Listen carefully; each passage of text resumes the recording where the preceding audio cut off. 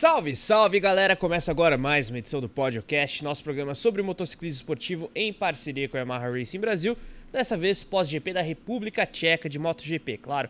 Falaremos de Moto2, Diogo Moreira, passaremos por outros terrenos e traremos o que está por vir no mundo da velocidade em duas rodas, inclusive Rally dos Sertões, mas o nosso foco inicial, como é praxe, é a classe rainha do Mundial de Moto Velocidade. Eu, Carlos Costa, estou na companhia de Guilherme Longo, aqui nos estúdios da Motorsport Network em São Paulo. Conosco, sempre ele, Fausto Macieira, comentarista do Mundial na ESPN. Fausto, seja bem-vindo. Fim de semana agitado e com a volta aí da MotoGP, a República Tcheca, hein, Fausto? Pois é, bom dia, Carlos Costa, bom dia, Guilherme Longo. Brap, salve, rapaziada, ligada no podcast, essa parceria veloz da Yamaha Racing Brasil e da Motorsport Brasil. É a grande atração do fim de semana no motociclismo esportivo internacional. Foi o Grande Prêmio da Tchequia, né, que é o novo nome da República Tcheca, porque a República Tcheca é muito longo e tal, eles modernizaram o nome, mas a pista continua felizmente igual, maravilhosa e melhor que tudo, repavimentada, né, um asfalto, tapete, mesa de bilhar, uma pista incrível. As corridas foram excelentes, condicionadas pela chuva, né? Tivemos chuva na sexta-feira, as equipes tiveram pouco tempo para se organizar para a pista seca, mas foram corridas fantásticas, onde os líderes ficaram cada vez mais líderes, porém não foi nada fácil esse resultado para a turma que estava competindo por lá. É isso aí, Gui. O Fausto traz aí os desafios que os ponteiros enfrentaram lá em Brno. Primeiro, Marques no quali, né? A gente reitera, tivemos Pecco Bagnaia na pole position, para quem não acompanhou. Foi o único ponto positivo do fim de semana do Pecco, né? Então, justamente, o Pecco dali em diante acabou definhando sobre certo aspecto. Traremos, claro, análise sobre o piloto italiano da Ducati. Um fim de semana difícil para Alex Marques na sprint e especialmente na corrida principal, com direito à punição para a próxima etapa. E o Marc acabou tendo de fazer, se é que dá para definir, corridas de recuperação para quem larga do segundo lugar do grid. Mas ele, assim como o próprio Bagnaia ali na sprint, teve um certo momento de tensão, perdendo um pouco de ritmo em função de problemas ali da Ducati, mas no fim das contas ele dominou o fim de semana mais uma vez.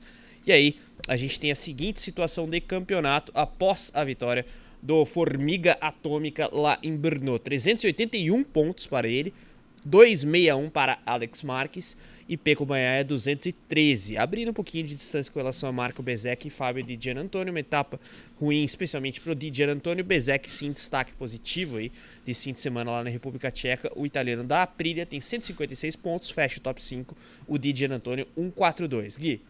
Olha, é um fim de semana que tem muita coisa para ser destrinchada, né? Começar com o problema da Ducati no sábado, questão da pressão de pneus. É bizarro o que aconteceu ali, né? Primeiro o Pecco e aí depois o Marques também tem essa questão. Mas quando a gente olha para o domingo, a gente tem muita história, porque a gente tem um Marques que domina, um Pecco que eu posso estar sendo meio forte na palavra que eu vou usar, mas eu acho que foi a pior corrida dele na temporada até agora.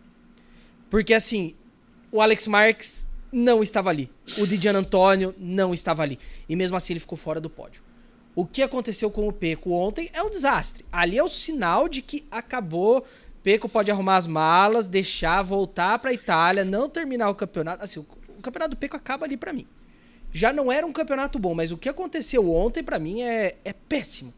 E aí você tem o Alex Marques, 2 quedas em 3 GPs. Também permitiu o Marc abrir uma distância que já é mais de 3 GPs de diferença. Lembrando, cada fim de semana, 37 pontos em jogo. Então, 3 GPs dá 111. A diferença é de 120 no momento. E o Bezzecchi vindo aí para mostrar pro Martin, tipo, ó, é aqui. Para de drama, vamos trabalhar porque essa moto tem potencial. E o Martin que conseguiu pontuar no domingo. E acho que pra ele é uma vitória isso aí. Só de ter terminado bem a corrida, não ter tido nenhum acidente, completar a etapa, pra ele já é meio que uma vitória. Eu acho que o Martin merece um bloco à parte aqui. A gente fala do campeão reinante, como diz Hamilton Rodrigues, na sequência, até por ter, de certa forma, sido um retorno positivo, não teve intercorrência e tudo mais. Mas a situação da Ducati, que o Gui destacou aqui tangencialmente, Fausto, acho que merece nossa atenção neste princípio de debate. Afinal, O que aconteceu na sprint foi muito estranho, né? Apesar de tudo isso, o Marques seguiu dominante, ao passo que o Bagnaia sai desalentado de um fim de semana que começa com uma pole position para ele, né, Fausto? Pois é, a gente não tinha corrida lá desde 2020, né? Então, as motos modificaram muito, o asfalto é novo. Então, a Ducati não tinha aquela porção de dados da época das 8 Ducatis para poder comparar. Eles tiveram que se basear nos dados da Holanda e da Alemanha. E com isso, a concorrência, com um pouco mais de igualdade, conseguiu avançar. Ainda assim, acho que o Marques ia fazer aquela pole fácil, se não tivesse caído na penúltima curva por excesso de confiança, como ele mesmo falou. E aí a pole sobrou para o Bagnaia. O Fábio Quartararo mais uma vez provou que é rápido na volta lançada, a pista é incrível. E teve na corrida sprint a situação da calibragem, né? E quando você está na fase ruim, né, o pão cai com a manteiga para baixo, né? Porque o problema essa regra é esdrúxula, é absurda, né? Não deveria existir. O Ramon Forcada deu uma opinião que eu acho que é a mais sensata de todas. Joga a calibragem mínima para um pouco acima do que é 26 a 30, né? Joga para 26,5 e deixa os caras, larga os caras, porque se ela for acima, o que você vai perder? A aderência. Mas se ela for abaixo, né, no dianteiro agora com a mesma ou quase a mesma importância do que no traseiro, torce a carcaça do pneu, isso pode gerar um acidente. Então é uma norma de segurança. Porém, é uma norma que você chega... O Mark Marques não sabia se tinha vencido, ele tinha consciência que não estava errado, mas ele teve que seguir as instruções daquele conta-voltas que a Ducati, mais uma vez, saiu na frente e falou, tem que ser 30% na corrida sprint dentro dessa faixa, 26 a 30 e 60% da corrida principal, sob pena de 8 segundos acrescentados no tempo na sprint e 16 segundos na principal. 8 segundos já é uma eternidade, 16 mais ainda. Então eles inventaram uma espécie de um conta-giro lá, que conta a volta, né? E, passou 30%. No caso, eram 10 voltas, 3 voltas. E ele viu que estava mais ou menos na faixa, mas o Bagnaia viu que estava na faixa também, o Bagnaia estava na frente, e o Bagnaia deixou passar, o Bezzecchi passou, o Marques também olhou, viu que estava com problema, tentou frear para ver se esquentava o pneu, né, e não conseguiu esquentar, e aí deixou a liderança, né, propositadamente, né, e para o Bezzecchi, e depois, quando viu que acabou, passou as 3 voltas, foi lá e sumiu. Quer dizer, ele consegue lidar com os contratempos que não são atribuíveis a ele, nem ao Bagnaia, nem a nenhum piloto, com mais eficiência do que os adversários. E para piorar, o Bagnaia estava com o contagiro cortando errado. Então, primeiro já foi um erro, né, da equipe, talvez colocar um pouco demais abaixo do mínimo, porque eles contam com as disputas para esquentar o pneu. E depois, o Bagnaia não saía da faixa de perigo nunca. E foi para o box e falou, porra, que foi isso? Não, tá errado. Quer dizer, a situação tanto pelo desempenho quanto pelas circunstâncias, muito desfavorável ao Pecco Bagnaia. Mas o Marques não tem nada a ver com isso, né? O Marques está sobrando. De 12 sprints, ele ganhou 11. Na corrida principal, ele ganhou a 8ª. 8 de 12 GPs ele ganhou. Ele deu de capote na soma dos adversários. Então, assim, a dúvida agora é quando que ele vai fechar esse título? Porque vai fechar. E ele falou, depois da corrida, assim, qual o seu maior medo? Quando eu entrevistei ele algumas vezes, mas qual é o seu maior medo? Aí ele falou assim, meu medo é o mar. Eu não gosto do mar, eu não gosto de entrar em água que não dá pé para mim. Água para não dar pé para ele é fácil, né? Baixinho, né? Mas agora mudou o medo. Assim, qual é o seu maior medo? Me machucar. Porque isso foi antes do tombo, que fez 5 anos essa semana, né? O tombo dele lá em Jerez, que condicionou a carreira dele. E ele disse assim, outra coisa que ele falou interessante, eu não posso, depois do acidente, pilotar agressivamente por muitas voltas. E lá tinham 8 curvas para a direita. Então, é o lado sequelado. Ele fala que é o lado sequelado, as pessoas ficam, você fica falando que é o lado sequelado. Ele fala, não sou eu que falo, ele fala. E ele falou ontem, de novo, eu não posso pilotar agressivamente por muitas voltas. Então, o Bagnaia largou bem, ele ficou ali, tentou passar, o Bagnaia repassou, quando o Bagnaia repassou, o Bezzecchi passou também, e aí ele ficou ali olhando, vendo como é que estava a situação. Claro, com essa vantagem que ele tem na pontuação, ele vai arriscar o quê? Vai de pilotar agressivamente por muitas voltas? Nem por poucas voltas, não precisa, né? Ele está numa fase esplendorosa, tem a melhor moto, é o melhor piloto, então ele não precisa, ele está numa faixa, como é que é? Zona de segurança. Ele está na zona de conforto. Está na zona de conforto o tempo todo. Então, mais uma vez, as coisas fluíram a favor dele. E ele falou de novo, eu agora estou mais suave, eu estou fluindo e tal. E estou rápido, né? Porque quando você briga com a moto, né? Tem os pilotos, Jack Miller brigou com a moto, outros pilotos que brigam com a moto. Você não é tão rápido do que quando você, né, se integra, é um só, você e a moto. Ele está nessa fase, bicho. Vai ser difícil de travar. Parabéns ao Jorge Martin, que fez uma grande corrida, né? Pô, sem ritmo de corrida, fazer um 7º lugar, resultado fantástico. O Marco Bezzecchi fez uma grande prova, né? Agora é o primeiro não Ducati, né? Agora são os três tenores. E quem é o quarto? Não é mais o Morbidelli, não é mais o Di Antonio, é o Marco Bezzecchi, mostrando a fase da Aprilia e dando um alento para a equipe. O Raul Fernandes pilotou uma barbaridade, sim, andou muito bem. O Pedro Acosta pilotou uma barbaridade.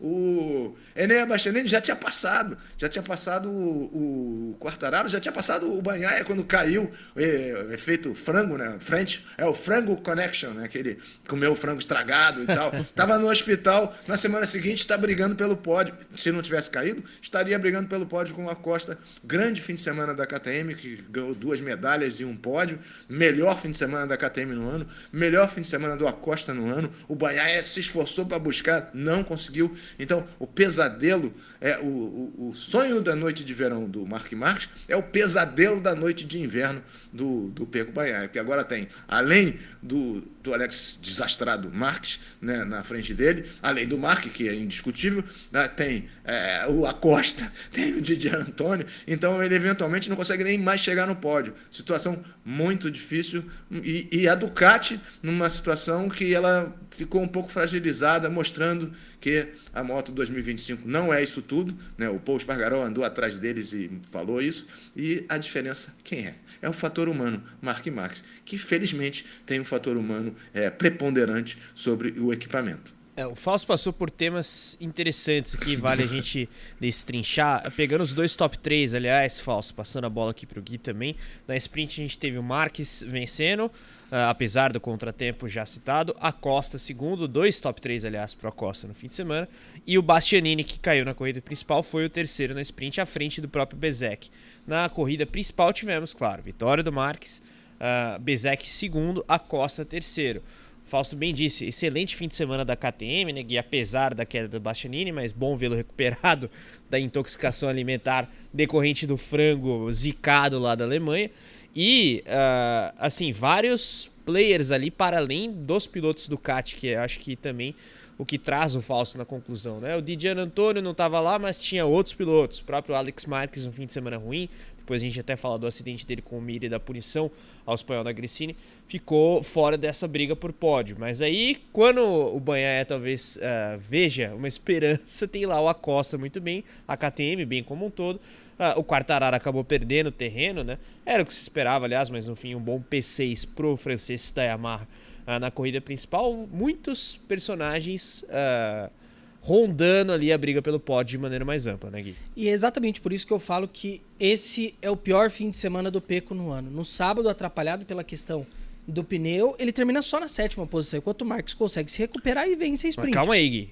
É uma temporada ruim do Bagnaia como um todo. Pior fim de semana? Forte, hein? Sim, os resultados mostram isso, né? Porque em corridas de domingo, tirando o GP da França, que é um caso à parte, que teve a questão da chuva, ele cai em Silverstone. O resto das provas que ele termina, o pior resultado foi 4º lugar.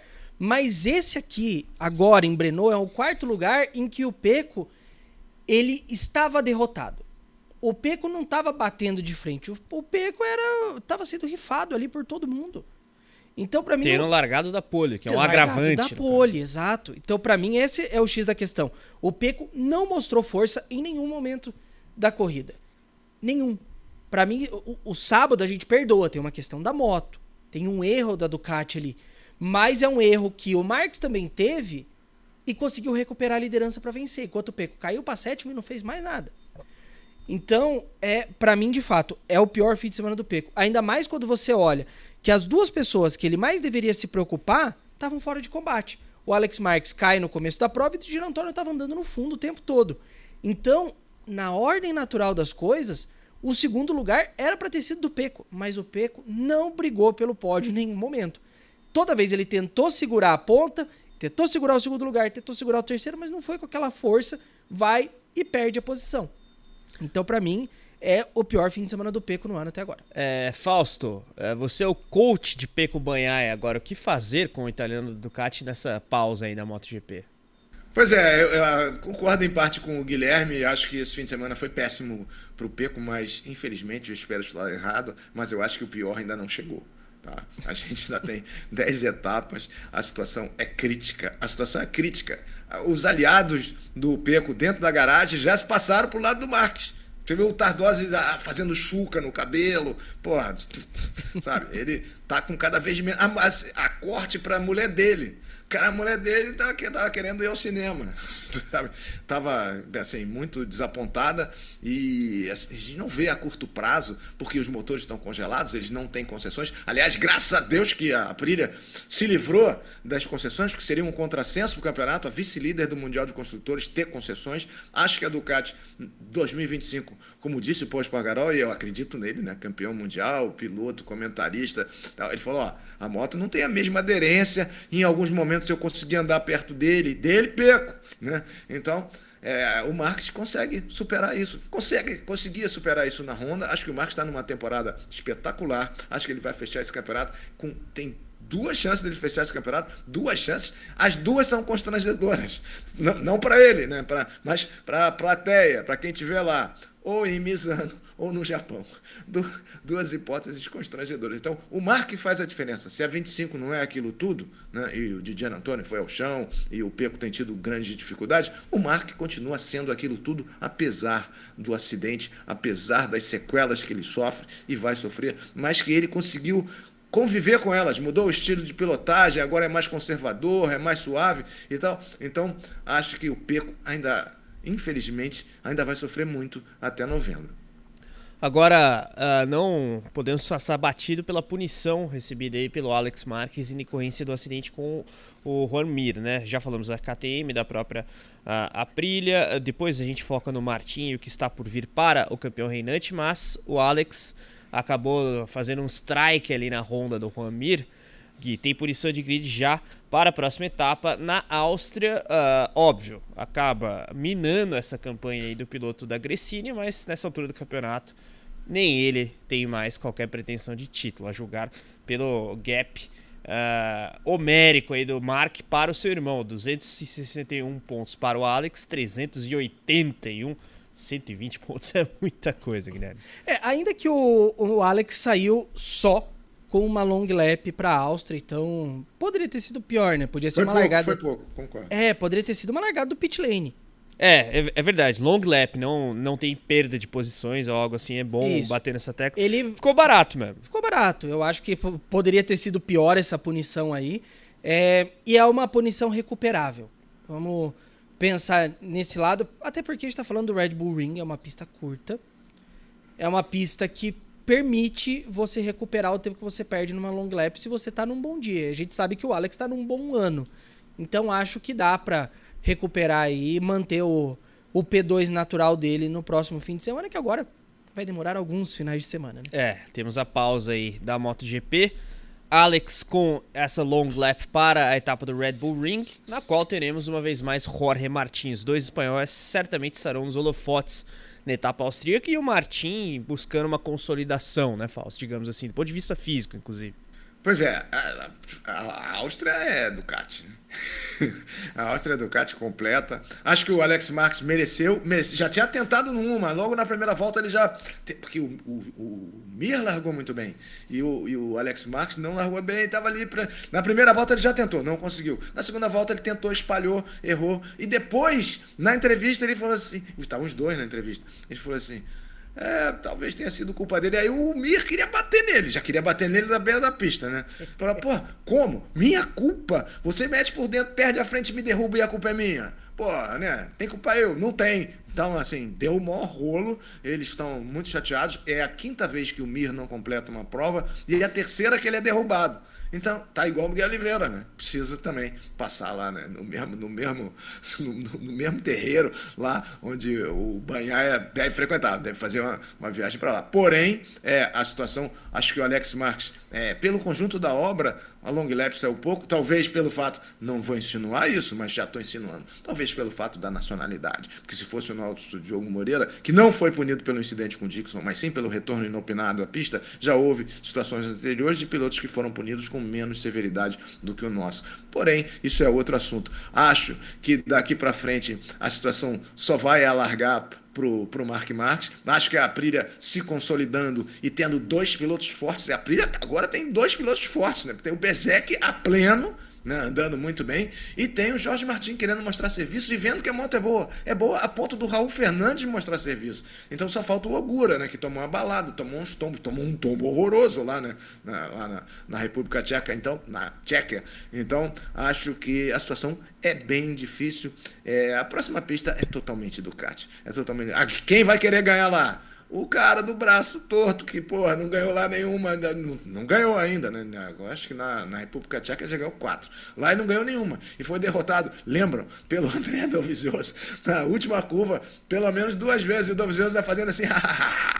Então, ele vai querer ganhar lá. Acho que vai querer ganhar, vai abrir essa vantagem. O Alex Marques tem dificuldade de ser o segundo, porque se fosse segundo o tempo todo, estaria com uma vantagem, com uma desvantagem menor, mas a vantagem do Mark só aumenta para o irmão e para o resto do mundo.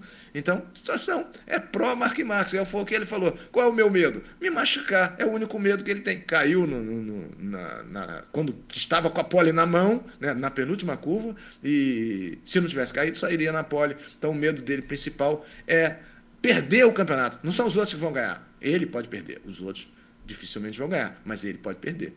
É isso aí. Vamos ficar de olho nas cenas dos próximos capítulos. GP da Áustria, próxima etapa, depois das férias da MotoGP.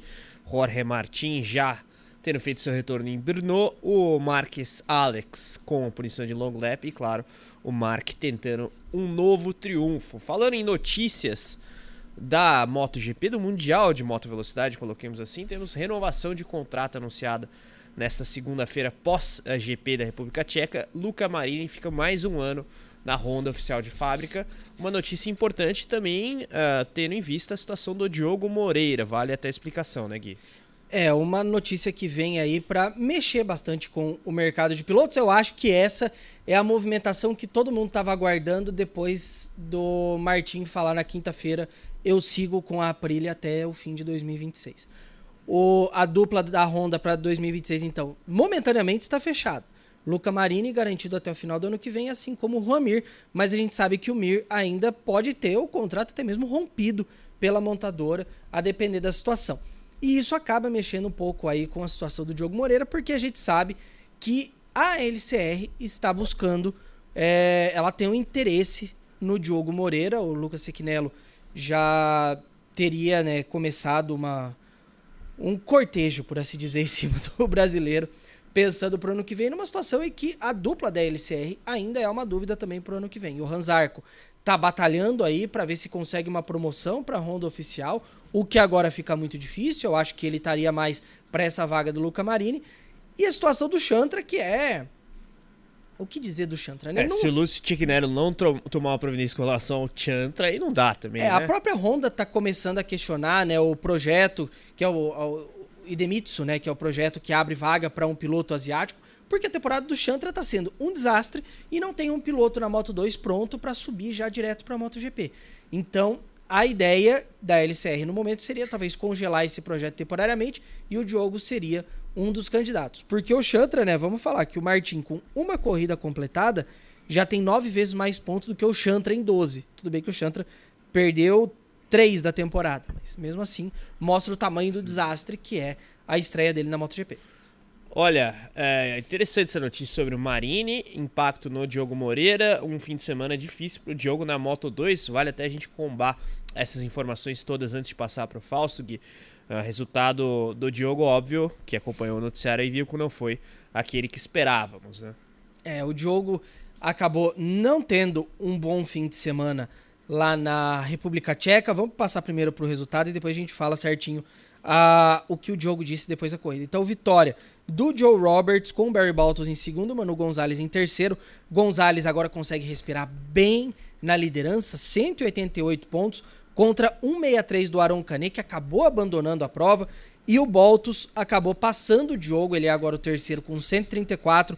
O Diogo, que vem aí de 2 abandonos consecutivos, tá com 128, caiu aí para a quarta posição. Então, uma fase complicada do Diogo na temporada, quando ele vinha numa crescente muito grande, que foi o que cacifou ele a ter tanto interesse das montadoras, né? Então, o Diogo falou, depois da corrida, que estava sentindo, né, dificuldades com a moto por causa das lesões, falou que foi um fim de semana muito difícil para ele. Ele falou, ó, tentei pilotar como fiz nos GPs anteriores, mas com a condição do meu cotovelo não tinha muito que pudesse fazer. Agora tenho 3 semanas para me recuperar e voltar à forma para a próxima corrida na Áustria. Importante para ele a pausa de verão vir nesse momento, já que ele falou que ainda está sentindo dores.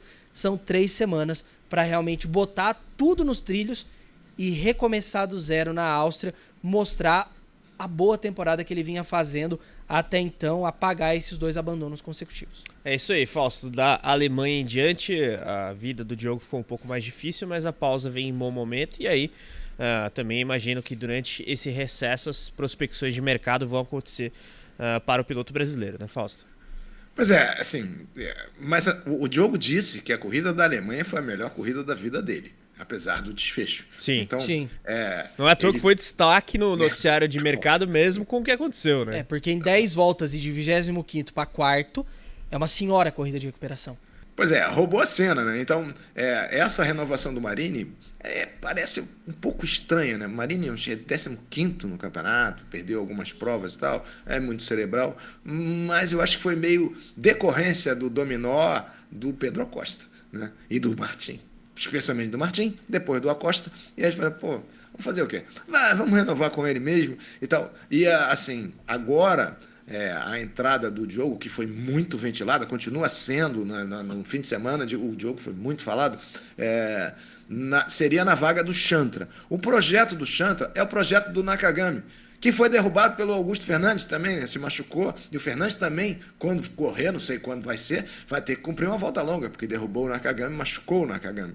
Então, o projeto é uma extensão do projeto do Nakagami, que era o destinatário era o Ogura. Só que o Ogura não quis, surpreendentemente, né? O Ogura não quis, preferiu ser satélite Aprilia do que satélite Honda, ele sendo japonês. E aí eles arrumaram um tampão, um asiático, que é o Chantra. Então, eu não sei se eles vão abrir mão nesse projeto já no segundo ano.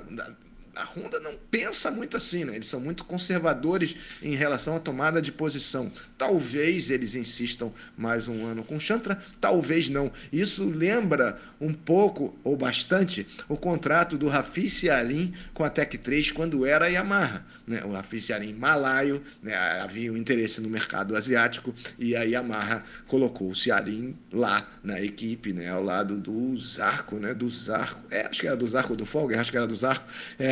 E o Siarin também nunca correspondeu, mas também não ficou só um ano. Então, eu acho que, ainda mais com as lesões, não sei se eles vão romper, porque o patrocinador do Nakagami é o mesmo patrocinador do Chantra, que é um patrocinador diferente do Zarco. O Zarco, eles têm até um rodízio de patrocínios, né? Eles têm patrocinadores de óleo, tem patrocinadores de baú, né? Então, eles vão fazendo um rodízio. Então, o Cecchinello tem uma margem de manobra em relação a essa parte da equipe e a outra parte é regida pelo Japão. E depende do Japão renovar ou não com o Chantra. Se não renovar, e todos os contratos têm cláusula de desempenho, se não renovar pelo desempenho, considerando as faltas, aí pode ser que abra uma vaga para o Diogo, e foi o que se falou, a imprensa italiana especialmente, que o Diogo teria um contrato de 1,5 milhão de euros por temporada.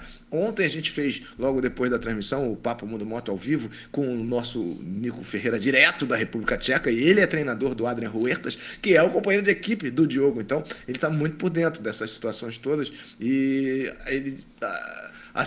o ambiente que se sente lá é o seguinte: ofereceram para o Diogo uma fortuna que ninguém ganha. Não vou dizer exatamente os valores, tá? Mas uma fortuna que ninguém ganha na Moto 2. Mas muito menos do que 1,5 milhão que ele teria no caso dessa oferta da Honda se concretizar. As coisas estão muito nebulosas, mas se a Honda renovar com o Chantra, coisa que eu acho que não é impossível de acontecer, talvez seja até provável de acontecer, apesar do mau desempenho do Chantra, aí essa porta, pelo menos para 2026, se fecha para o Diogo, e aí voltaria ao caminho natural dele, na minha opinião, tá? Na minha opinião. As pessoas dizem, pô, mas por que a corrida vai ser que dia? Só o Diário Oficial que pode dizer. O Diário Oficial é a Dorna, é a FIM e agora é a Liberty, né? Então, aí, se fechar essa porta para o Diogo, que seria uma porta para a MotoGP já em 2026, voltaríamos ao inicial, né? O Marc Marques, que assistiu a corrida, foi lá. A informação que eu tenho foi que o Marc Marques foi na garagem da Italtrans falar pro Diogo aí, vem pra cá, vem comigo, vem com a gente, entendeu? Tal é o prestígio do Diogo, apesar de não ter ido bem no fim de semana, condicionado pelas lesões e por tudo mais. Então, mais um ano de Moto 2 pro Diogo não é ruim. Um ano de MotoGP sem compromisso, só tem uma coisa: se o Diogo ficar na Moto 2, quer fique na Italtrans, quer vá para a MAC ou para qualquer outra equipe, vai ser um ano em que vão cobrar resultados dele firme. Se ele for para a MotoGP, que seja na LCR, que seja na Pramac, que seja em uma outra equipe, não vão cobrar resultado deles, ainda mais num ano que é o de saída das pistas da 1000. E de mal ou bem, é uma oportunidade que ele não pode deixar passar. O Joe Roberts deixou passar e não conseguiu outras, e outros pilotos deixaram passar e não conseguiram outras. Então, se ele tiver uma oferta firme, ainda que não seja para ganhar essa fortuna, né, eu acho que ele deveria pensar bastante bem. Eu acho que é um momento decisivo na carreira do Diogo. 2026 para ele é importantíssimo. Qualquer classe que ele esteja, ele vai ser cobrado. Porém, se ele for para a MotoGP, ele vai ser muito menos cobrado do que se ficar na Moto 2.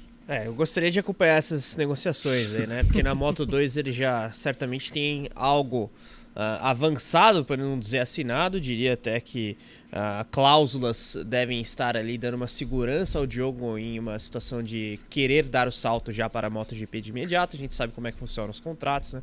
Tem ali alguma cláusula que permita uma ida para a categoria principal caso surja uma proposta, e claro, ele está capitalizando, quase que literalmente, em cima desse bom momento, que ele deve sim fazer. Agora, não perder o bonde, conforme o Fausto falou, é muito importante, né? Vamos agora rapidamente trazer a situação da Moto 3. Tivemos vitória de José Antonio Rueda. Mais uma.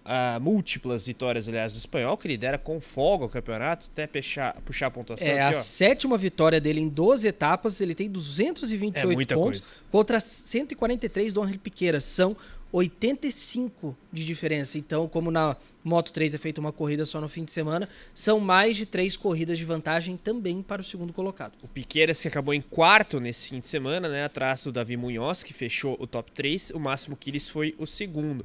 Kiris, que é quarto no campeonato com 126 pontos. O Álvaro Carpi é o terceiro com 133. E o Piqueiras, já dito, 143. O Davi Munhoz fecha o top 5, foi o terceiro na corrida e é o quinto no campeonato.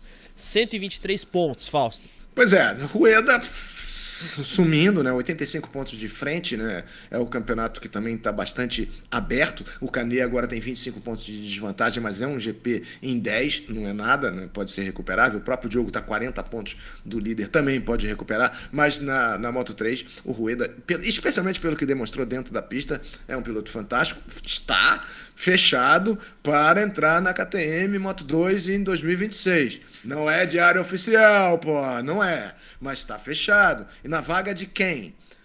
Não é na vaga, o que a gente esperava? Na vaga do Colin Vayer, que não está fazendo nada, né? Não parece ser. Parece ser na vaga de quem? Do Onju. É na vaga do Onju, né, que se fala do Rueda na Moto 2 na equipe KTM no ano que vem. Então, e o Davi Munhoz, isso a gente tem que falar, fez um corridaço, né? Saiu de último, punido justamente, porque também faz 300 mil confusões, chegou em terceiro, andou muito bem, né? E o Munhoz pleiteia uma vaga na Moto 2. Todo mundo, né? Todo mundo quer passar de ano, né? Quer subir de classe. O Davi Munhoz pleiteia uma vaga na Moto 2 em 2026. Não sei se vai conseguir. talvez se ficasse, e o Rueda muito provavelmente, não é diário oficial, mas muito provavelmente vai subir. Quem passa a ser o favorito? O Munhoz está andando muito bem, né? Apesar de não estar nessa colocação no campeonato por conta dos desastres, mas é um piloto bem veloz, talvez o mais veloz, e com a cabeça no lugar, ele vai andar forte. Então vamos ver o que vai acontecer na Moto3. O Rueda, franco favorito, né? O Gonzalez tende como favorito na classe intermediária, porque o Canet é irregular, e na MotoGP nem se fala, né? É isso aí, minha gente. Hora de trocar o motociclismo de pistas pelo mundo off-road. Roda a vinheta aí.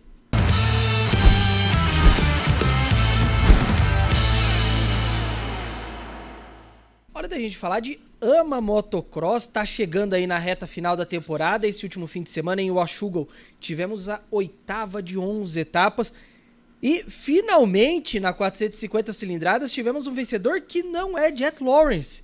Depois de 7 etapas, Chase Sexton veio para quebrar aí a hegemonia do australiano da Honda, mas o Jet Lawrence continua tranquilo lá na frente. Ele tem 382 pontos contra 321 do irmão Hunter e o Eli Tomac da Yamaha fechando o top 3 com 288. Já na 250 cilindradas, Joe Shimoda vencendo pela segunda vez na temporada e uma disputa interessante. O Hayden Deegan, piloto da Yamaha, continua na frente, tem uma gordurinha boa, são 368 contra 323, então 45 pontos de diferença e fechando o top 3 da classe. O Garrett Marchbanks da Kawasaki com 252, e isso antes do AMA Motocross também fazer sua pausa de verão. São 15 dias aí de descanso antes da próxima etapa, dia 9 de agosto, Ironman National Fausto. Finalmente, a Jet Lawrence não venceu na 450 cilindradas. Pois é, assim, perdeu a invencibilidade, mas não foi fácil, né? Porque o Jorge Prado, tetracampeão mundial, tá tomando um vareio no AMA, mas assim, imenso, né? Mas ele larga muito bem, largou na frente, aí o Lawrence tomou a ponta, o Hunter Lawrence e tal, parecia o cenário normal. Porém, o Jet caiu, né?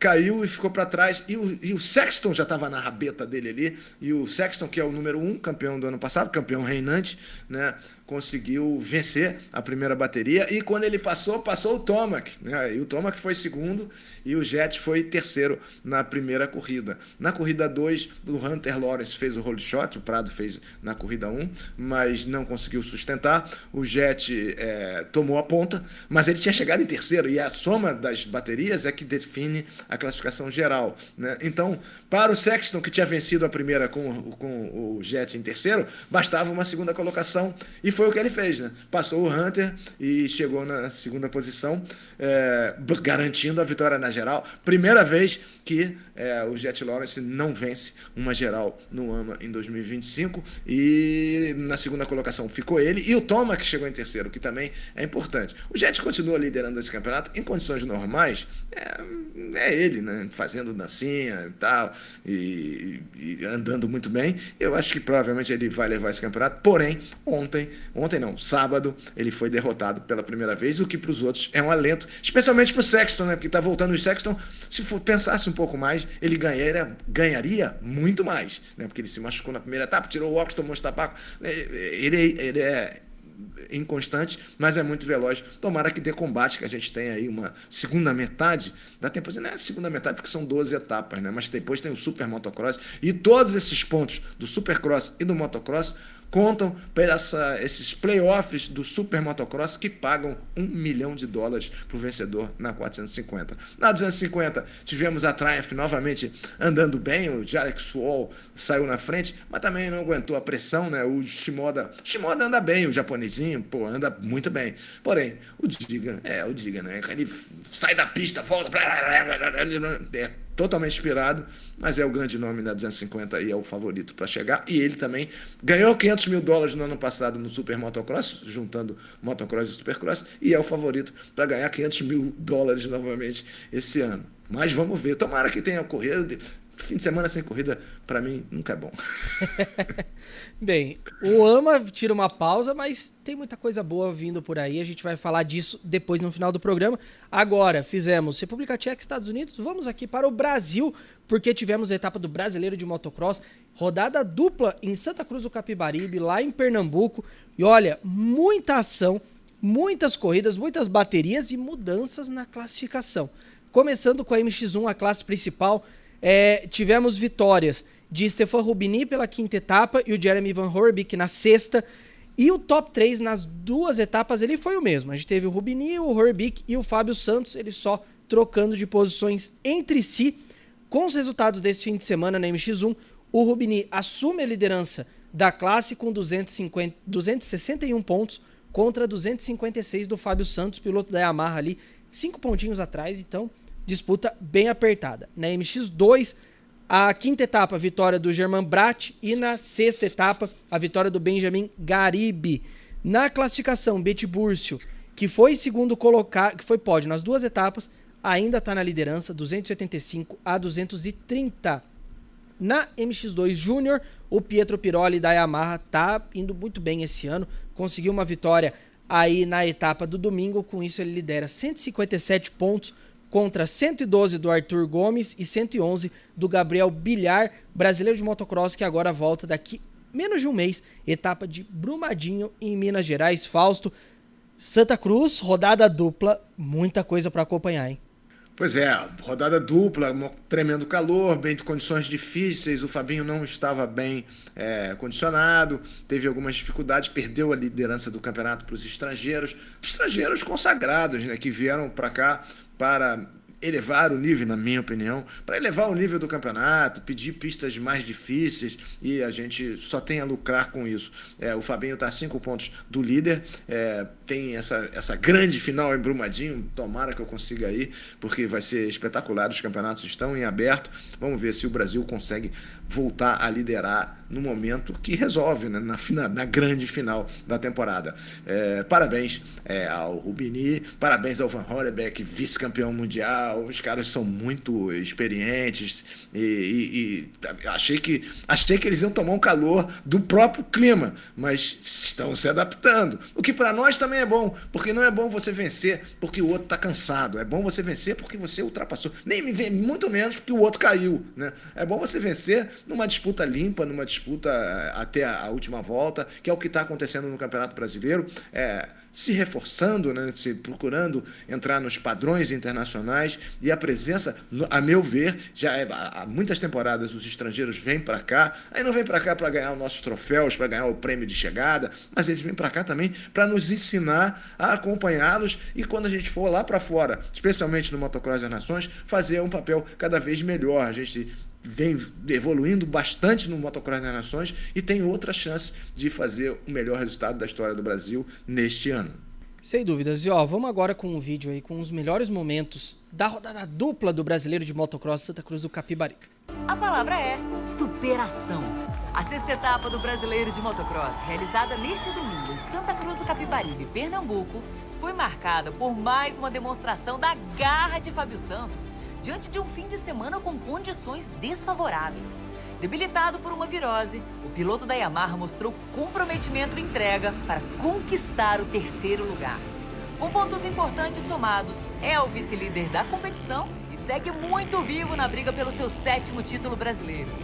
Gabriel Andrigo teve um bom início, mas com infortúnios. Não completou a 2ª corrida. E na categoria MX2, Pietro Piroli também mostrou muita raça ao competir com dores no joelho. O atleta da YZ 250F brilhou no sábado e ampliou sua vantagem na categoria MX2 Júnior. Agora o foco é na próxima etapa, dia 17 de agosto, em Brumadinho, Minas Gerais. Nos vemos lá! Então foi o mais animado, ganhou a camisa autografada do pessoal do Rio Grande do Norte, então. E ainda em Santa Cruz do Capibaribe, vamos falar um pouquinho da YZ 125 Blue Crew Cup, que fez também rodada dupla esse fim de semana lá em Pernambuco, valendo, né, pela 4ª e pela 5ª etapas. Então, na 4ª etapa, vitória do Eduardo Guzmán, na 5ª, mais uma vitória do Cauã Vieira, que tá liderando aí com uma certa tranquilidade. O Cauã tem 160 pontos contra 129 do Rodrigo Estuardo e 122 do Sebastião Velasquez. A YZ Cup tem uma etapa reduzida e a próxima etapa já é a grande final da temporada 2025. Inclusive estão chamando de super final lá em Rio Verde, em Goiás. Fausto, YZ chegando aí na reta final do campeonato, mas boas disputas também esse fim de semana. Sempre, né? A pista lá de Santa Cruz do Capiberibe, que é uma cidade famosa no motocross e no Nordeste, é de areia, né? E areia, ainda mais para 125, é embreagem o tempo todo, come a embreagem, o piloto tem que saber muito poupar o equipamento, o que vale para 250 também. 450 não precisa de embreagem, né? 450 já vai igual uma bala, mas a 250 e, sobretudo, a 125, elas comem muito embreagem, então os pilotos têm que ser comedidos, têm que saber lidar com essa dificuldade que é típica das pistas de areia. É um campeonato muito embolado, adoro essa moto, adoro o som dessa moto, adoro ela visual, o áudio e vídeo são espetaculares e a gente espera uma grande final, espera que os brasileiros consigam levar esse título dessa vez. Seguimos aqui no off-road porque está chegando a hora daquela competição que a gente tanto gosta de acompanhar, que vocês aqui do podcast e fãs de disciplinas de esporte a motor como um todo, né, inclusive de 4 rodas, acompanham. Claro, a gente foca aqui no mundo das motos, porque o Sertões está chegando, hein, Guilherme? A gente já faz uma cobertura prévia a mais uma edição do Rally, que é, digamos, um dos principais produtos aqui do nosso podcast. Afinal, a gente dedica toda a atenção a essa disputa que tanto amamos. Tá chegando a hora, né? Essa semana temos a largada do maior Rally das Américas, edição 2025 dos Sertões, largada em Goiânia, Sertões voltando aí para uma casa, né? Goiânia é a cidade que mais recebeu a largada do Rally, e um final inédito ali perto de Maceió, no Alagoas. Então promete muito. E pra gente fazer essa nossa prévia dos Sertões, a gente vai debater um pouquinho aqui na mesa também, mas tenho uma entrevista especial para você acompanhar aí. A gente recebeu aqui no estúdio a Raquel Stein, vocês já viram ela aqui no podcast ano passado, a Raquel falando sobre uma aventura que ela vai ter esse ano competindo nos Sertões. Ano passado ela estava como chefe de equipe, esse ano como pilota. Uma equipe 100% feminina, então ela contou um pouquinho sobre a importância também de termos mais mulheres no mundo do esporte. E a gente aproveitou para falar um pouquinho aí sobre os principais nomes da disputa das motos. Confere aí. E agora uma pausa de falar do que está acontecendo na pista para a gente mudar um pouquinho para o off-road. Afinal, semana de início do Rally dos Sertões, o maior Rally das Américas. Finalmente chegou a hora da edição de 2025. E claro, aqui no podcast a gente vai falar dos Sertões antes, durante, depois. E para falar dessa prévia do Rally dos Sertões, temos aqui uma convidada mais do que especial. Vocês já conhecem ela do podcast, já estão vendo aqui Raquel Stein. Raquel, muito obrigado por estar aqui com a gente hoje para falar um pouquinho dessa aventura que vai ser a sua participação no Sertões 2025. Então, obrigado por estar aqui hoje. Muito obrigada pelo convite, eu estou muito feliz de estar aqui novamente. E vamos lá, né? Vai ser o meu primeiro Sertões correndo. Da última vez eu fui como chefe de equipe, dessa vez eu vou como pilota. E, ó, tô tremendo, tô nervosa. Vamos começar por isso, né? O ano passado, o chefe de equipe, esse ano, você a bordo, você comandando. O que te fez mudar a função para esse ano? Ó, na verdade, eu sempre falo que as coisas acontecem como elas têm que acontecer. Sim. Não era planejado ser chefe de equipe. Na verdade, eu comecei meu trabalho com a equipe MSL como marketing, produtora de conteúdo, acabei assumindo como chefe de equipe, estruturando a equipe para poder receber pilotos, convidados e pilotos também que fazem parte como clientes. Mas a minha vontade sempre foi de correr. Eu sempre quis correr, sempre quis subir na moto e acelerar. E tudo começou assim, minha vida no rally começou assim, sem saber muito bem o que eu tô fazendo, peguei, comecei a acelerar, me perdi e fui fazendo uma prova em cima da outra, me tornei campeã brasileira de Baja, continuei fazendo os cross countries e o Sertões estava aqui, eu estava mirando os Sertões. Mas eu achei muito bom ser chefe de equipe para conhecer bem a rotina, conhecer bem a dinâmica, as pistas, e esse ano era o ano de eu correr. Esse ano tinha tudo para correr. Eu estava treinada, aquecida, preparada financeiramente para segurar a panca, porque não é muito barato. Sim. E eu tive um acidente, eu sofri um acidente no meu joelho, operei meu joelho e não vou de moto, mas eu vou de UTV. E aí veio a oportunidade, eu falo que as coisas acontecem como tem que acontecer. E veio a oportunidade da FIA Girls on Track, do Sertões, do próprio Sertões, para poder correr de UTV. E, bom, agora é a hora, né? Então, finalmente eu vou realizar esse sonho. Não é necessariamente, né, a moto, mas fica a oportunidade guardada para ano que vem, né? Ficar aí na mira para correr também de moto, né? Não, ano que vem eu vou correr de moto. Não é talvez, é com certeza. Agora, esse desafio do TV vem com algumas diferenças, né? A gente estava conversando aqui antes da gravação começar, você explicou um pouquinho que você não tá ainda 100% fisicamente reabilitada do acidente que você teve, né? Inclusive, você vai ter que correr com joelheira do motocross, tudo para evitar ter novos problemas no joelho, né?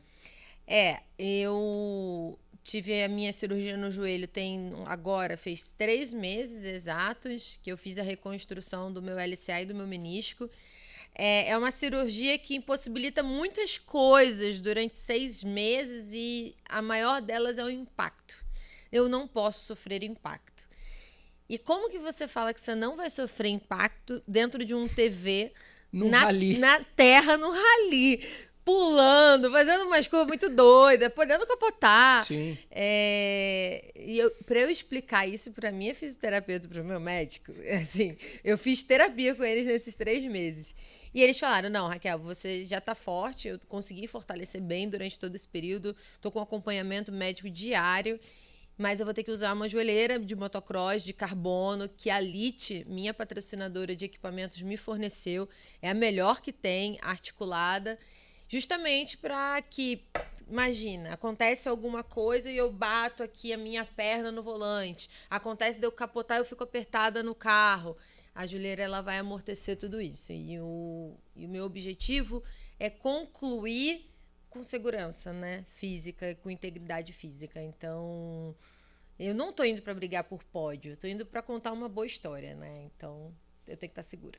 Aí, a boa história é o que importa e também para já pegar a bagagem para os próximos anos. Mas a gente está aqui também para falar sobre uma questão muito interessante, que é o Girls on Track.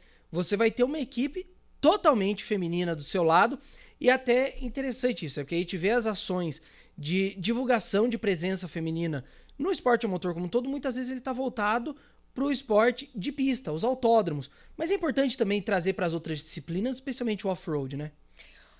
Olha, eu vou te contar uma coisa que eu estava conversando hoje, inclusive, também um repórter me mandou um áudio e pediu para eu contar um pouco sobre a curiosidade de uma equipe feminina. E as diferenças para a pista. Dentro de um rally, você viveu ano passado, a gente vive uma caravana. Então, a gente tem que pensar a logística de comida, logística de água, de energia. Tem tantas esferas que envolvem 9 dias de uma caravana de rally que vão além de você só botar o teu carro, tua moto para correr. Tem todo um backstage muito complexo, mais complexo do que o universo de pistas, porque muda todos os dias. Então, todos os dias você se desloca 900 quilômetros até o próximo destino, digamos. E quando vem essa proposta do FIA Girls on Track, eu, a Bia, a Camila, a Raquel, a gente tem conversado muito, que eu vou apresentando para elas também como que é um pouco diferente. Eu falo, gente, tá bom, temos a mecânica, a engenheira, temos a chefe de equipe, a navegadora, a pilota, mas a gente tem que lembrar que a gente tem que ter uma pessoa no apoio, pegando a caminhonete, deslocando tudo. Sim. Se eu quebrar no meio do caminho, alguém precisa me resgatar. Então, a equipe, ela tem, digamos, os pilares essenciais para uma corrida acontecer, para um piloto acontecer, eles são femininos. O pilar é feminino, mas tem todo um backstage masculino também que precisa acontecer por conta de força física. Basicamente, a gente precisa de gente grande e forte em alguns momentos. No rally é necessário. Mas as mentes, as maiores mentes e as necessárias são as femininas, e isso é muito irado de ver dentro do rally. No rally, a maioria das mulheres que encenam o rally há muitos anos, tirando as mulheres que protagonizam os volantes e os guidões, tem, na maioria das vezes, mulheres que ficam na navegação, que são as pessoas que precisam guiar e precisam dar a mente, mas temos pouquíssimas mecânicas, eu acho que eu só vi uma em todos os lugares que eu fui. Então, nossa, a gente tem tudo para fazer uma história linda e trazer cada vez mais mulheres. E tenho recebido tantas mensagens. Nossa, como é que eu faço? Se eu quiser pelo menos te abastecer, eu posso só te encontrar e te abastecer, eu consigo segurar um galão. Então, isso é muito animal. A gente vai ver cada vez mais mulheres chegando. E, assim, diferente das pistas, a gente consegue trazer uma informalidade para o off-road, uma casualidade, uma familiaridade um pouco maior. Cara, são 9 dias juntos. Sim. É muito tempo. Então, por exemplo, minha mãe vai. A minha mãe vai acompanhar o SAS, o projeto dos Sertões, que ajuda em todos os lugares que eles passam. Minha mãe vai fazer o SAS. Então, assim, eu acho que o projeto, ele parte de um coração e uma essência muito bacana do feminino, mas ele tem a possibilidade de fazer histórias em outras esferas, sabe? Eu acho interessante como você falou, né? O plano original para você era correr de moto, acabou correndo de UTV, mas veio algo muito maior ainda, né? No total, quantas meninas estão envolvidas no projeto? Acho que tem 10 meninas, se eu não me engano. Contando com a Bia, com a Raquel. Tem umas meninas na R. Mateis. E é importante falar isso. Isso é muito importante das pessoas entenderem que lá na hora talvez isso fique um pouco confuso. Eu faço parte da MSL. Eu sou a MSL Motorsports. A Camila, chefe de equipe, R. Mateis, que é uma outra equipe. Nós duas lá, por mais que sejamos rivais de equipe, nós estamos unidas num projeto FIA Girls on Track. Sim. Então, o projeto ele é quase como um projeto social, que ele intercala e ele é um elo entre as equipes. Então, ele não veste a camisa de uma equipe, ele veste a camisa de um projeto. E o que vai ser muito legal, lá a gente vai ter a nossa própria tenda, que ela é isso, ela é quase uma Suíça, sabe? Ela é uma Suíça das equipes. Então, ali todo mundo pode transitar, não tem rivalidade. Isso é legal, porque no Vamos Ver, eu quero que os meus carros ganhem dos carros da Camila. Sim. Mas nessa hora, nós estamos juntas. E vamos falar um pouquinho do teu histórico, né? Você já competiu de UTV antes ou você está conhecendo agora por causa dessa oportunidade dos Sertões? Não, eu corri ano passado o SAR, o South American Rally Race. O SAR, ele faz o caminho do Dakar, do antigo Dakar, aqui pela Argentina. E eu corri com a Moara. Eu fui a pilota e a Moara a navegadora. Foi muito top. Porque ela não tinha a menor ideia como navegar e eu não tinha a menor ideia do que eu estava fazendo no TV. Foi muito bom. E a gente se deu muito bem. A gente ganhou de uma galera. Acho que tinham 40 TVs, a gente ficou em 12º. A gente tirou muita onda. A gente não precisou, cara, nem trocar um pneu, porque a gente chegou no final do especial com o pneu furado, trocaram pra gente. A gente teve uma mini atolada que nós mesmos nos atolamos. Foi muito louco. A gente não se perdeu, a gente mandou bem e aprendemos muito juntos. E a gente viu que, cara, quando você vem da moto, a sua cabeça é diferente, a sua calma é diferente, a sua leitura de terreno é diferente. Então, eu e ela ali no TV, muitas horas a gente ficava muda. Porque somos acostumados a ficarmos silenciosas na moto. Sim, porque você tá sozinho, tendo que lidar com tudo ali, né? Você tá guiando, você tá olhando pro mapa, você tá olhando pro terreno. E lá a gente, né, é costume ficar calada. E aí, às vezes, a gente falava, tá tudo bem? Não, tá tudo bem, então tá bom. Direita, viu? Esquerda. E ela ficava na minha, na sua. Esqueci de falar, Raquel. Eu falei, não, mas eu entendi. Não, foi muito bom e foi uma experiência incrível para entender o carrinho também. E, eu sinto adrenalina mesmo na moto, né? Carro é fácil. Mentira. Eu já dei umas capotadas, assim, mas... Por favor, que não aconteça esse ano. Não, tem que cuidar do joelho. Eu só capotei 2 vezes. Mas tá tudo bem. Não, eu fico muito mais segura e tranquila, assim, no carro, sabe? Eu acho que tenho certeza, a moto ela ensina muito a gente a realmente ter controle emocional. Não adianta desesperar. Sim. Então eu já entro com uma vantagem frente a todo mundo no grid, seja mulher ou homem, que nunca tenha andado de moto. Então, eu vou incomodar os caras. É isso que a gente quer ver. E você falou que no SAR fez com a Moara, esse ano você vai ter a Cristina Xavier como navegadora. Já conhecia ela antes ou foi agora do projeto também? Eu escolhi a Cris. A Legal. Cris, eu já conheço a Cris de ver ela navegando para pessoas que eu conheço, já conheço ela do grid. Ela é muito experiente. A Cris ela tem uma bagagem enorme. Ela é uma pessoa muito querida e eu tenho certeza que ela vai me ensinar demais. Então, a escolha da Cris foi muito estratégica. Ela segurar minha onda de ansiedade, ela me ajudar a acertar, me ensinar. E a Cris é muito forte, fisicamente falando. Eu não vou conseguir trocar pneu por conta do meu joelho. Sim. Então, se eu furar um pneu, eu vou precisar que ela faça praticamente o trabalho sozinha. Então, esse também foi um critério. É uma mulher fisicamente forte para me ajudar. Legal isso. E vamos falar um pouquinho do trajeto dos Sertões, né? Eu tô aqui com o mapa, saída em Goiânia agora essa semana, passa por Unai e Januária em Minas Gerais, 2 especiais também na Bahia, Bom Jesus da Lapa, Xique-Xique, Petrolina, e aí a gente entra Alagoas, Delmiro Gouveia e a final Marechal Deodoro, uma final aí com local inédito e belíssimo, né? Já deu pra ver pelas fotos que vai ser uma grande final. Mas falando do ponto de vista do piloto, você sabe as cidades, mais ou menos o trajeto, só que o mapa vem em cima da hora. Uhum. Conta pra galera que tá assistindo em casa, o quanto que dá pra estudar antes? A sua resiliência é o máximo que dá. Não, brincadeira. Os Sertões, o rally em si é um negócio que é muito legal. Eles dão diquinhas, no máximo diquinhas para você um mês antes da prova. A prova vai ter muita pedra. Fica ligado, vai ter muita pedra. A prova vai ter muita areia. Aqui nesse trecho, presta atenção, vai ter muita areia. Vocês vão ficar cansados. Aqui vai ter muita curva. E é isso que você sabe da prova. E acabou aí. Bem superficial. Então, basicamente, o seu preparo para o rally, ele tem que ser um preparo físico e mental.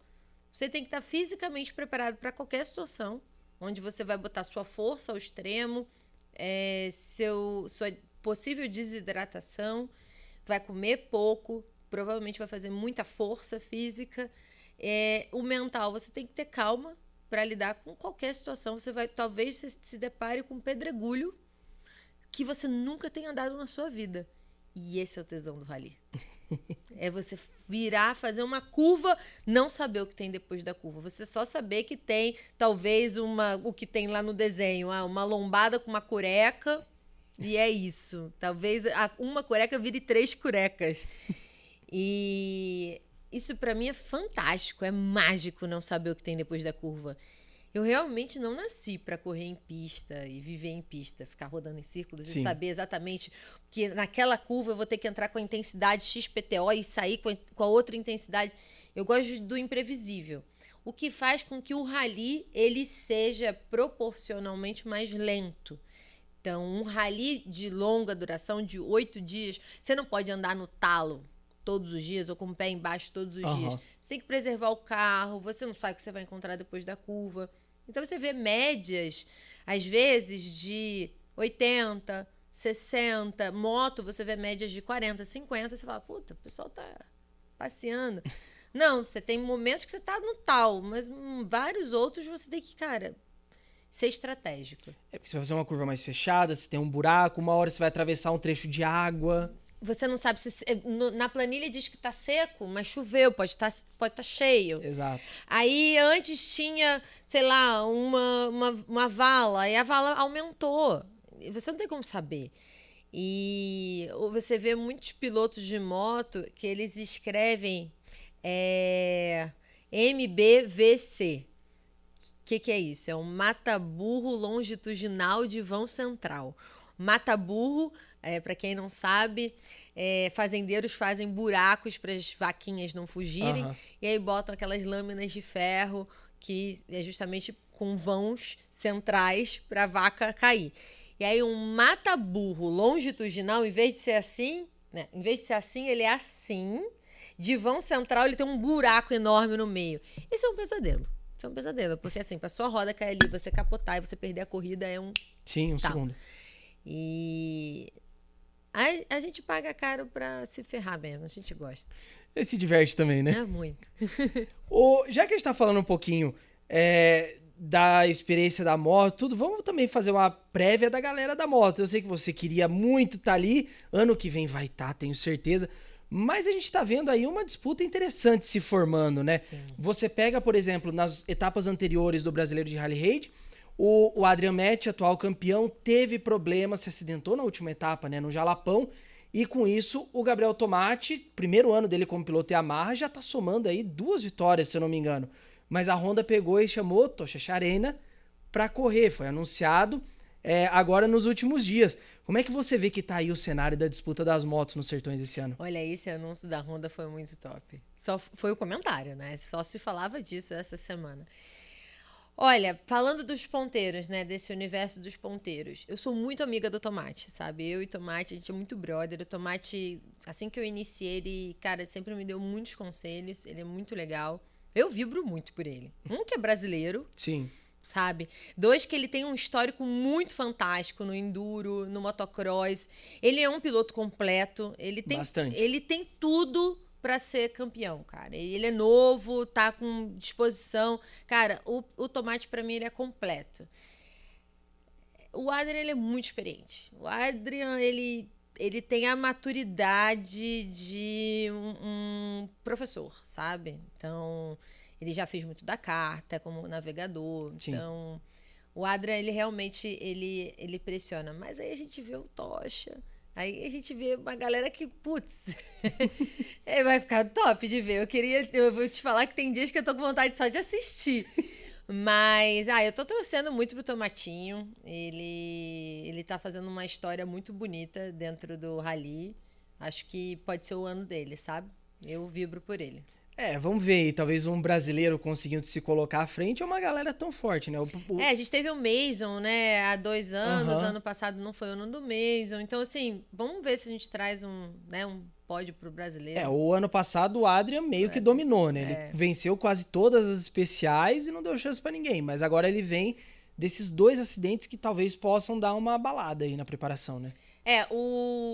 O Adrian, pela maturidade que ele tem, ele sabe lidar bem com os acidentes. Mas é isso. Eu acho que é o ano do Tomati.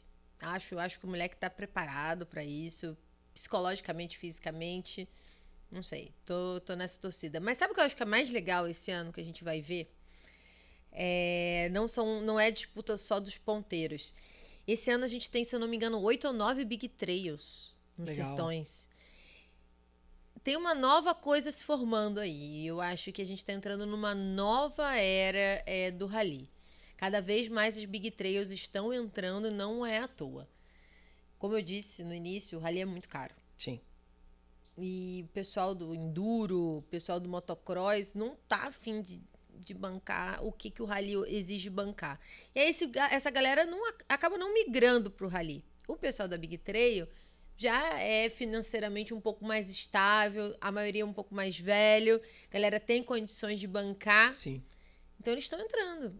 Hoje a gente vai ver, nesses setores a gente vai ver, na minha equipe tem uma BMW e uma Ducati, que vai correr com a MSL.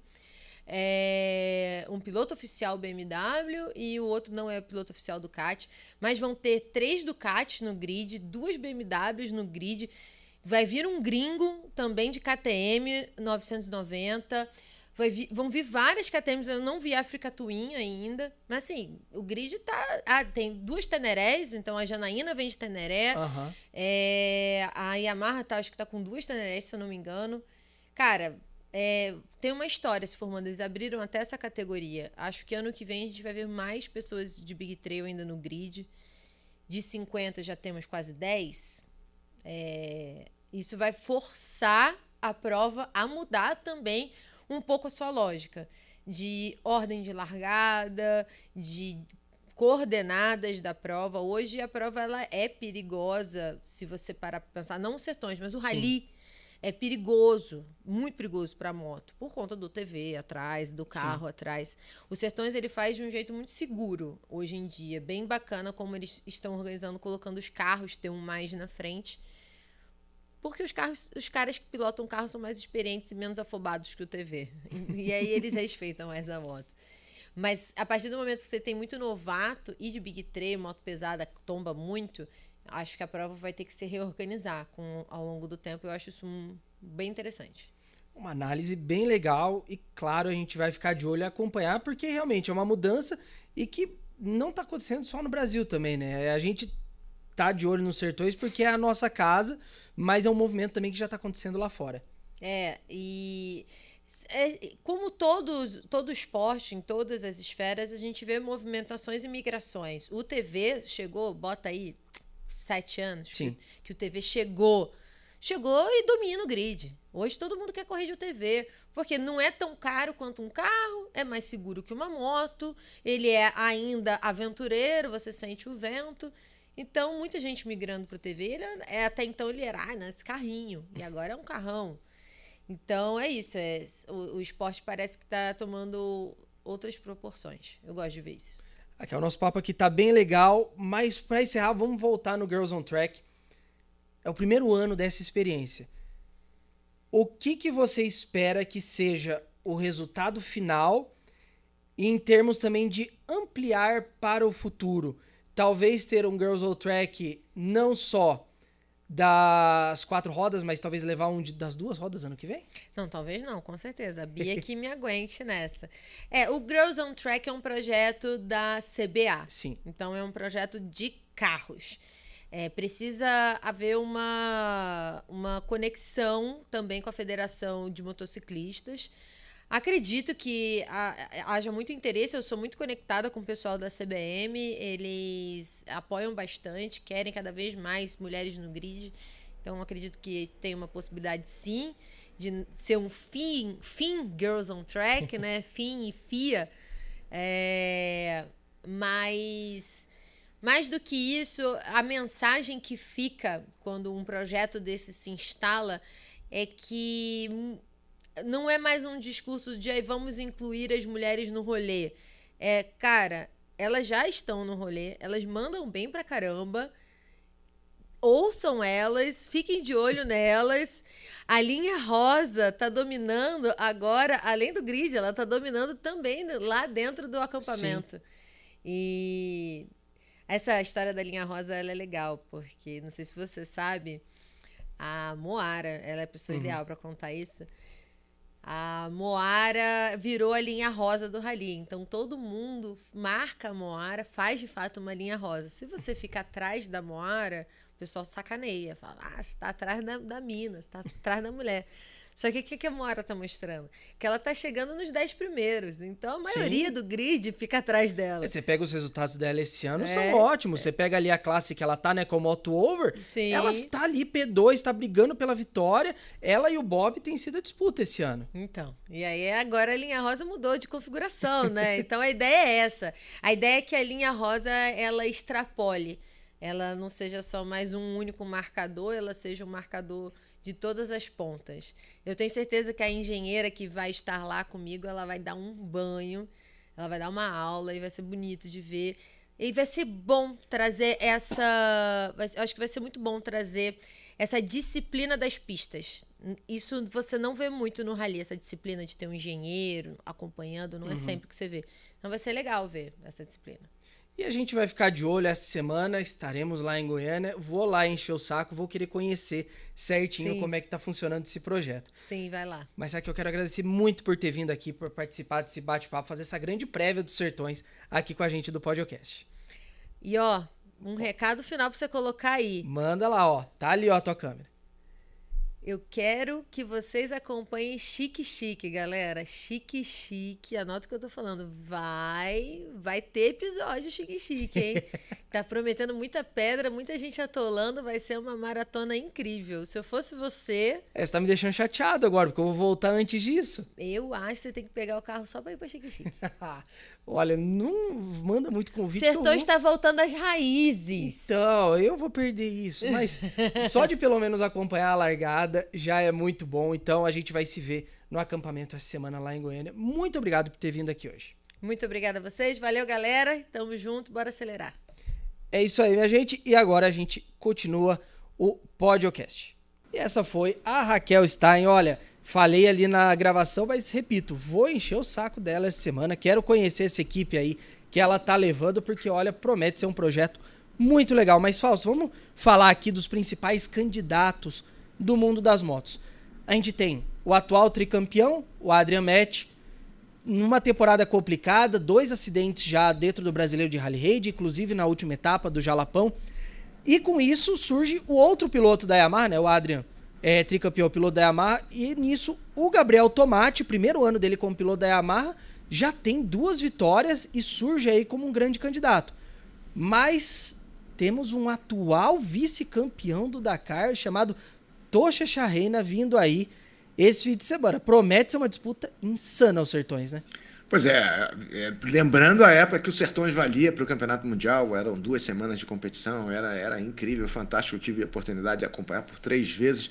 Agora a gente vai ter uma semana de competições, né, largando no dia 27 de julho, dia do motociclista, meu aniversário, e para 3.500 quilômetros de jornada, sendo 2.200 em especiais cronometradas de mão e pé no fundo para os carros e para os UTVs, e a gente espera, para você vencer um rally de longa duração, como o Sertões, o Dakar, o Rally da Tunísia e outros rallies de longa duração, você tem que ser estrategista, né? Não adianta. Por isso que piloto jovem dificilmente se dá bem numa competição dessas, porque ou se machuca ou quebra a moto, né? Então, o certo é você fazer um prólogo mais ou menos. Não é bom vencer o prólogo, né? O Gui sabe bem disso. Não é bom vencer o prólogo, que você vai largar em primeiro abrindo a trilha e o pessoal vai te carrapatear, vai usar as suas referências como uma vantagem. Então, muita concentração, consistência, pontuar em todas as etapas, não ser penalizado, não passar rápido nas cidades,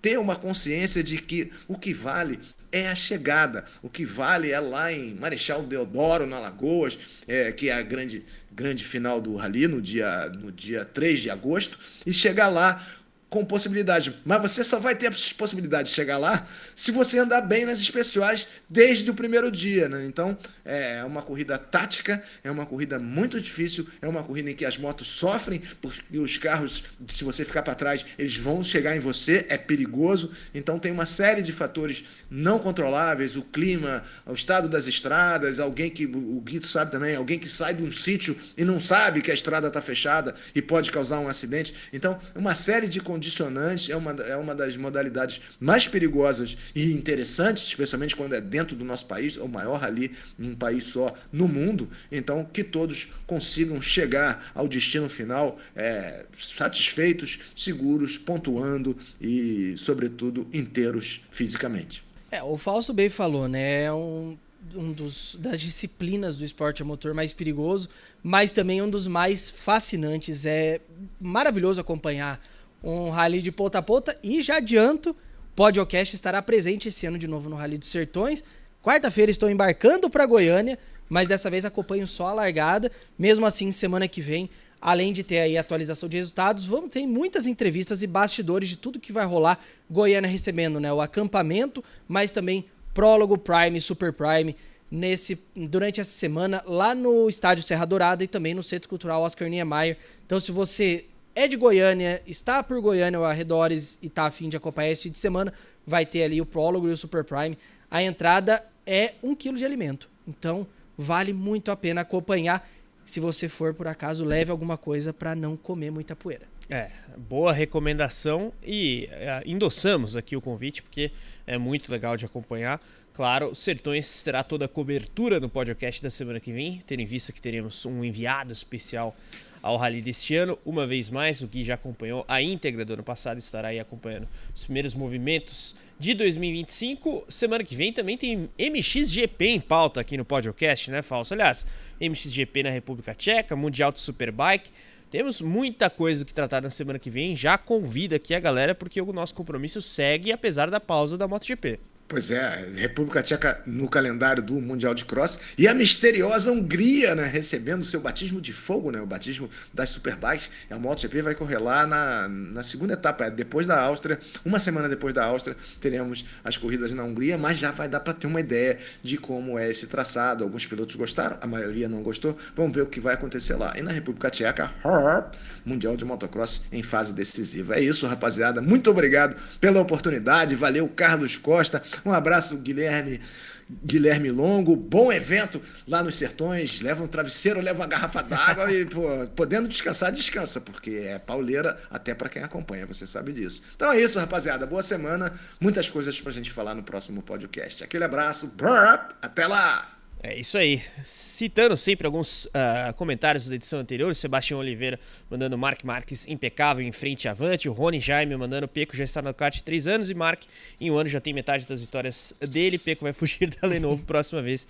ninguém mais vai comparar o Peco com o Mark nem com o Alex. O Mark, que contando o Gresini e Ducati oficial, tem 11 vitórias aí e o Peco Maia 30 na sua carreira na MotoGP. Mas a gente tem a pausa do Mundial de Moto Velocidade, claro, seguiremos com todas as outras atrações.